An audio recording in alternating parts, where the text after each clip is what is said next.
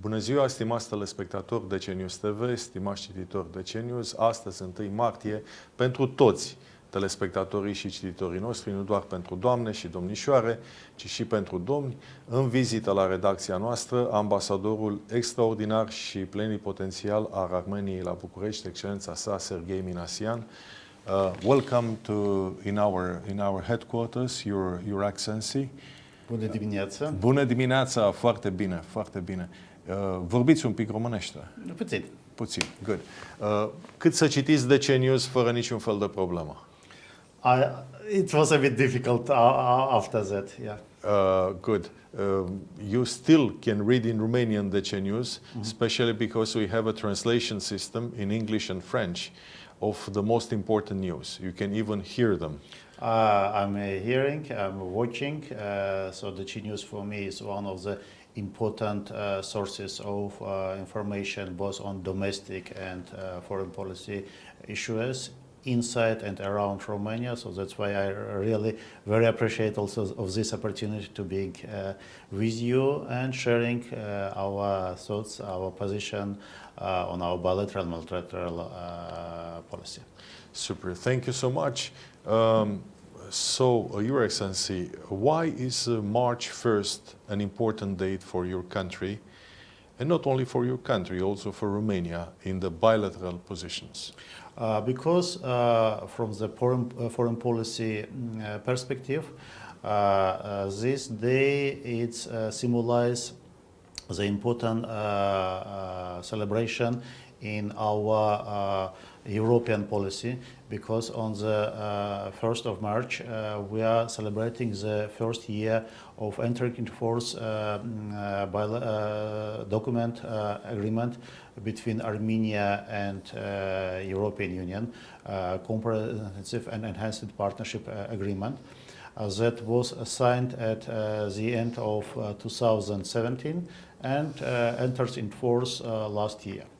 And it's really a very fundamental document that provides us on the multi-level formats to go further in our cooperation with European Union and also with all member countries in various dimensions, in various spheres, from the political, rule of law, reform sphere of democratization, more efficient government, till taxation, economic and social issues.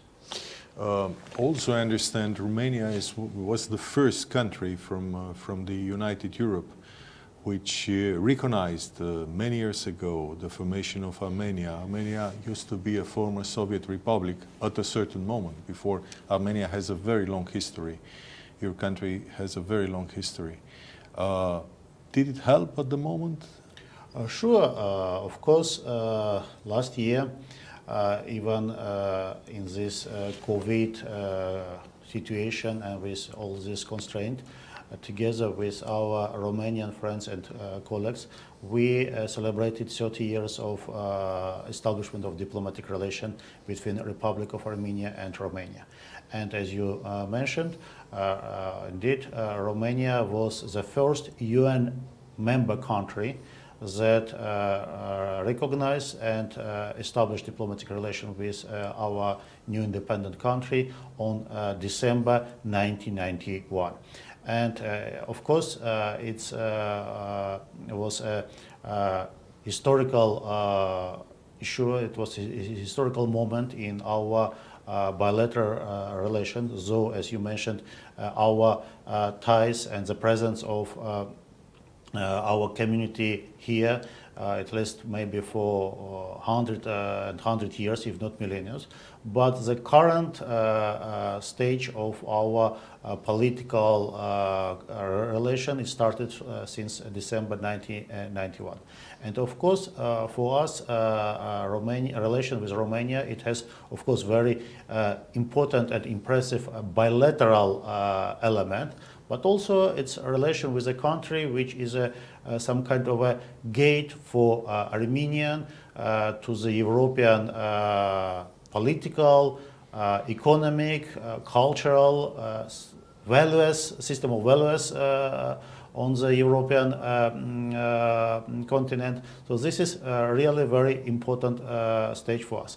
That's why when we are saying that we are now celebrating this first year of entering into force of CEPA, Comprehensive and Enhanced Partnership Agreement, that means also it's an important element for our bilateral relations between Yerevan and Bucharest. Do you have a strong minority? Do you still have a strong minority in Romania in this moment? You know that our community here, it's one of the oldest, if not the oldest one in all European continent. And we have some facts and sources that demonstrated that at least from the 15th century we had here established bishopate. We had here very strong communities, very active in trade and matters. And by the way, also in the interbellum period, we had a very big Armenian community that also include not only people that lived and established in Romania during the previous centuries, but also many people that escaped from Ottoman Empire after the genocide, and also many politicians, military and political leadership of the First Republic of Armenia after its collapse in 1920. And according to some estimates, after the Second World War, Armenian community here was about maybe 60 or 70,000 of people. Then some of them, they repatriated back to Armenia. And now, according to some our estimates, we have maybe 3,000 or 4,000 of Armenians lived mainly dispersed in a different, almost all big cities and județ of Romania. But official and visible presence of our community, it's not in this correlation with this quite a modest numbers, because Armenians, they used to play important role in political, economic development of Romania. Armenians, they are one of the so-called constitutional minorities in Romanian state according to the law. In the ethnic and religious sense, we have our MPs that represent our community in Romania, and Mr. Varjan Pamukyan, he also not just a member of parliament that represents Armenian minority, but he is also president of the minority group in Romanian parliament. So we all know Mr. Varjan Pamukyan, who is a leader, a political leader dedicated to the community, but also to the Romanian people. Very well known. And I know, of course, somebody that I would like to name is my very good friend, Dr. Ghemijan. He's a nice face in Romania, in the Romanian medical field. And of course, Varujan Vosganian, that I like to dispute about the COVID problem, pandemics.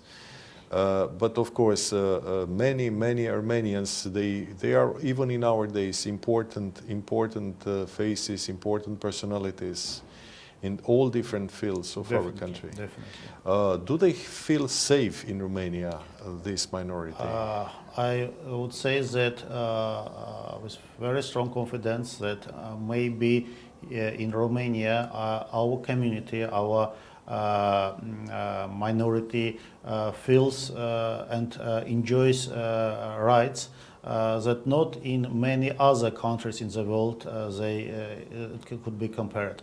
Just the fact that according to the constitution, as an ethnic and religious minority, they have a representation in the Romanian government, in the Romanian parliament, in the cultural and educational spheres of your country. It's something that means a lot and helps a lot them to preserve their ethnic and religious identity, being integral part of the Romanian society, but also keeping strong ties with historical homeland.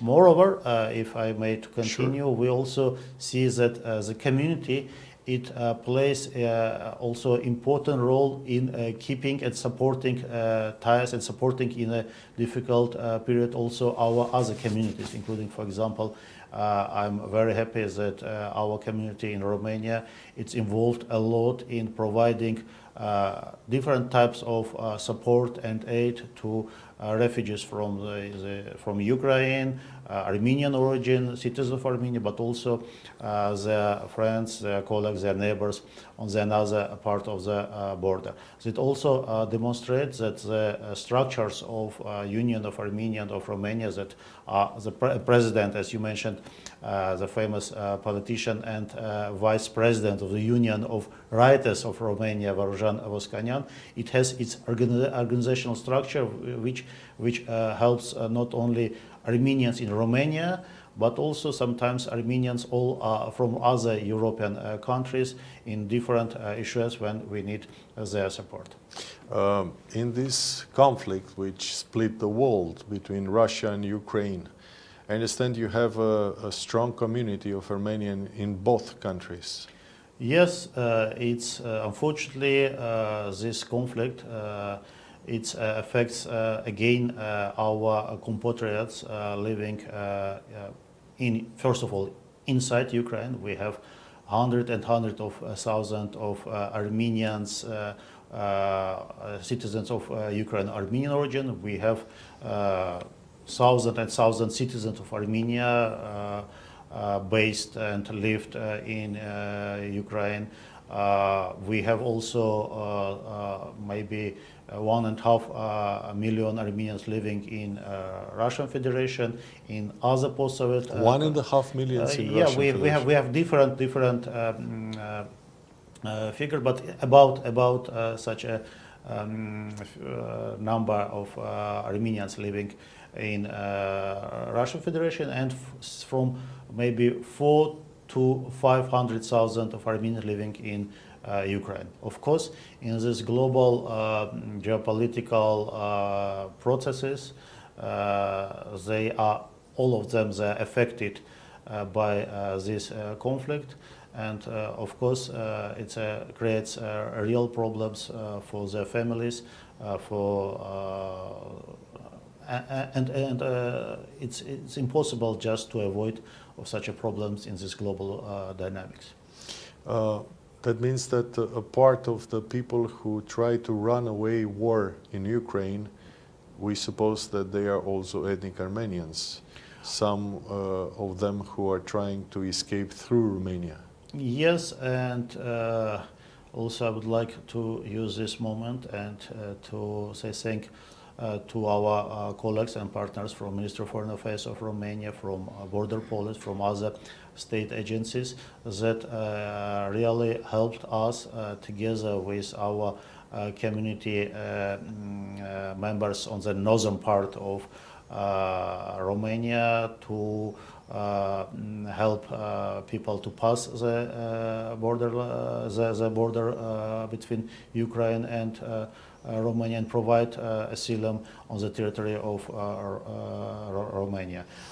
We have also quite a big numbers of Armenians that live in Ukraine for another direction. For example, in Poland, we have this same issues on border of Poland. I guess also in case of Slovakia, and we are also involved in providing some support to our compatriots that now are living Ukraine, also in Republic of Moldova. So they try to escape through any gate which is open for them. Yes, it's a problem, and unfortunately, it's not the first time the last years that Armenians are facing with such troubles. You know that 2 years ago we also had a full-scale war resumption in Nagorno-Karabakh when Azerbaijan started military aggression. We know that. And also dozen thousands of Armenians from Nagorno-Karabakh and the border line regions of Republic of Armenia, they also left their houses. And I still remember, Your Excellency, that that films, that talk shows, that broadcast by CNN, Fox News, showing ethnic Armenians going to get on fire their houses, their belongings, and trying to escape from Nagorno-Karabakh. It was very impressive, that moments, because they were to be destroyed by the other forces anyhow, so they preferred to destroy their own houses and try to escape. Yes, and you know, also the war of Nagorno-Karabakh on 2020, it also demonstrated the very deep crisis of all architecture of the European security. Because in situation when one country of the European political space, I mean Azerbaijan, member of Eastern Partnership program of EU and a close partner of European Union in energy terms, member of Council of Europe, started a war with a direct support of Turkey, another important strategic and geopolitical partner of EU, when they deploying international terrorist group from the Middle East in this space, and we didn't receive appropriate reaction from international community or the European structures. Of course, it's became a very bad precedent for future developments in the sphere of security, military, political processes on the all post-Soviet and European space. Now Nagorno-Karabakh is back a frozen conflict, right? Yes, we have more or less stable ceasefire regime in territory of Nagorno-Karabakh. The only peacekeeping forces that are deployed now in that region are Russian peacekeepers. We have also a problem with access of humanitarian organizations to the region because of the position of Azerbaijani side. But besides that, last year we were also witness of the direct incursion of the Azerbaijani forces on the internationally recognized territory of Armenia, in the southern part of Armenia. We have some territories that that Azerbaijani forces they crossed, and they now still deploy that. And we also see military threats from the Azerbaijani leadership of possible resumption of military action in this region. That means that unfortunately your nation, one of the oldest one, had the taste of the war before we did it here in the middle of Europe, as I may say so. Yes, unfortunately, we had a very bad, very sad record of such kind of violations. And just yesterday in the Armenian Church of Bucharest, we also had a commemoration of one of the first ethnic pogroms in Soviet Union after the Second World War in 1988. There were also pogroms on Armenian population in Sumgait, in the city of Sumgait, not far from capital of Azerbaijan, Baku.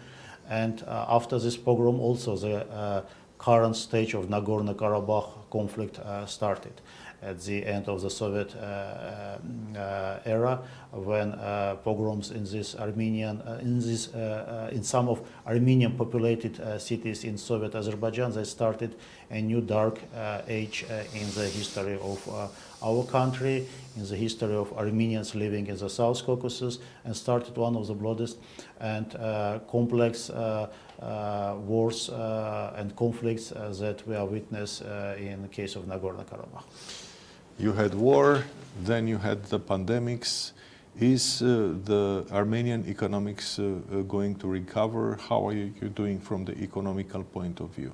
Of course, 2020's war and COVID pandemic, it's really very heavily affected our social and economic situation. I wouldn't say that we now in a very brilliant situation in this process of recovering after all these difficulties, But anyway, figures demonstrated slowly rising and recovering of our economic situation, and let's hope that the further challenges in sphere of security in our region will not affect on this positive process. You mentioned about the church, the Armenian church in Bucharest. We all know the Armenian church in Bucharest is famous, and the street is named by Strada Armenească. But I understand one of the oldest churches, Christian churches, in Romania is Armenian.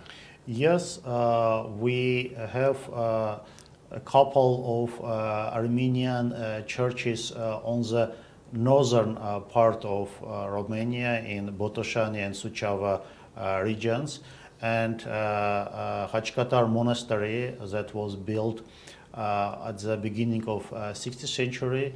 It's one of the most important spiritual and sacral centers of Suceava region, not only for Armenians but also for Romanians, because the spiritual link between two our churches is well, it's very deep historical, and I also should know and appreciate also position of the Romanian Orthodox Church concerning the situation with Armenian religious and historical heritage on the territories of Nagorno-Karabakh. We'll be back in 1 second after a short break for advertisement.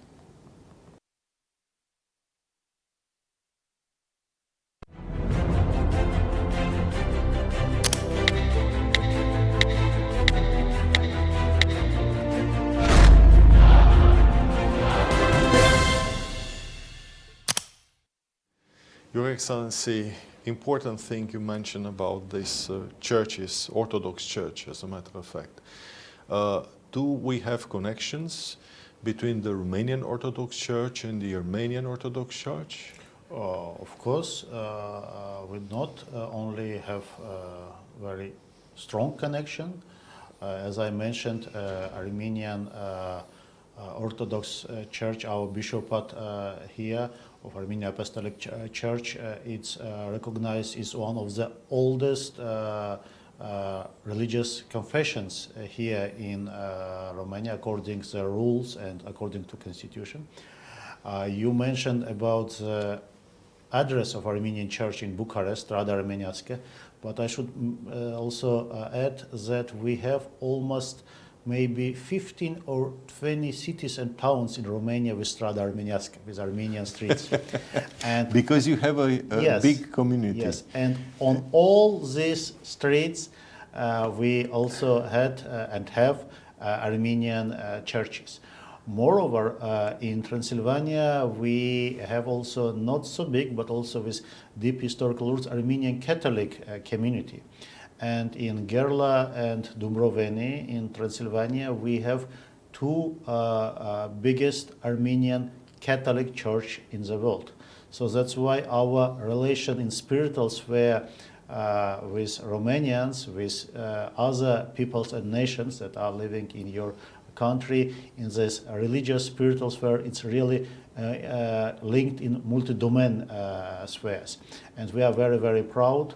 And we're also very proud that both in spiritual but also in economic, in cultural, in educational spheres, our community very linked and very represented in Romania, enjoying also full support from society and authorities of your country. I guess relationships between our two countries are mostly in the cultural field, right?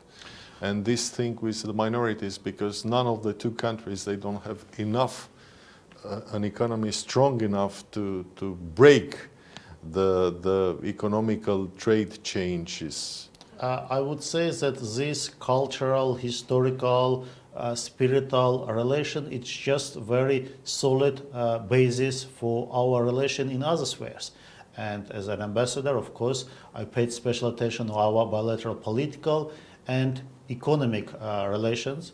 And I should also tell that we have a very positive record of cooperation in sphere of various international organizations, European structures. As I mentioned, for us, Romania is one of the closest partners in the European Union. Also, it's one of the geographically closest our partners as a NATO member country, and of course all these factors played important role. And for Romania, Armenia also as a partner and a friendly country based in South Caucasus that also can help to open some ways for Romanian business, for tourists on the post-Soviet space or on the Middle Eastern area. Are you planning any important cultural events this year in Romania? We still have, because of this COVID situation, we had to postpone some events and exhibitions that were dedicated to 30 years of our diplomatic relations. We also have postponed some mutual visits of high-level officials, and I hope that with possible relaxation of this COVID constraint regime, we'll be able to conduct all these plans that we previously planned with our colleagues in Romania in cultural, historical sphere to demonstrate all our historical capacity, but also our potential for future development on our multi-level cooperation between Armenia and Romania. Do you have also exchanges in scholarships, education, I don't know, scholars, universities, this kind of field? It's one of the most important elements and most effective elements of our cooperation. We have a very solid juridical basis in this way. We have intergovernmental agreements in exchange in sphere of education, and dozens and dozens Armenian students still they are studying in Romanian different universities. We have also Romanian students, and excluding also PhD students that are studying in Armenian universities or academic centers. It's bilateral. It's bilateral that in force still since the mid-90s. So that's why this is, I would say that cooperation in educational and academic sphere, it's one of the most efficient and most productive spheres of our bilateral relations. Well, Your Excellency, hope to see each other in a more calm situation as it is now, but your messages were very important, I guess, and our readers received them. Thank you so much for being our guest in DC News and Defense Romania. Both of our sides, we're going to broadcast this talk show with you. Thank you very much. Thank you very much, Your Excellency. Stimații telespectatori, a fost Excelența sa, ambasadorul extraordinar și plenipotențial al Armeniei la București, Sergey Minasyan. Pe curând!